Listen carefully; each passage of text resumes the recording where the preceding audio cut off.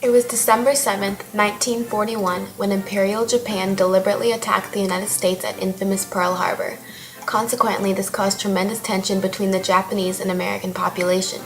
Political and military leaders grew suspicious that Japan was preparing an attack on the entire west coast of the United States and grew increasingly wary of fifth column activity. Initially, the general public sided with the Japanese Americans, with the Los Angeles Times stating, "Good Americans, born and educated as such." Previously, there was no question regarding the loyalty of Japanese Americans. However, after the Pearl Harbor attack, public opinion quickly changed. Swiftly following the tide mounting against the Japanese Americans, President Franklin Delano Roosevelt issued Executive Order 9066 on February 19, 1942. This executive order allowed for military areas or exclusion zones to be set up. Persons of as little as 1/16th Japanese could be detained. Over 110,000 people of Japanese heritage were forced into war relocation camps, leaving behind their livelihoods, freedom, and comfort. 2/3 of these people were Americans, with 1/3 being Japanese immigrants.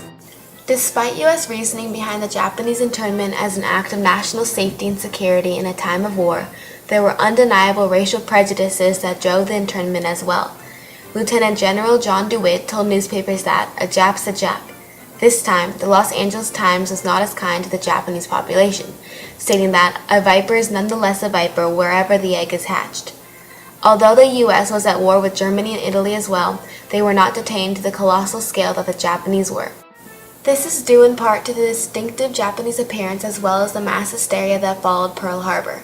Internment camps were located in isolated areas, far from the general public. They would sleep in Spartan barracks equipped with only bare necessities.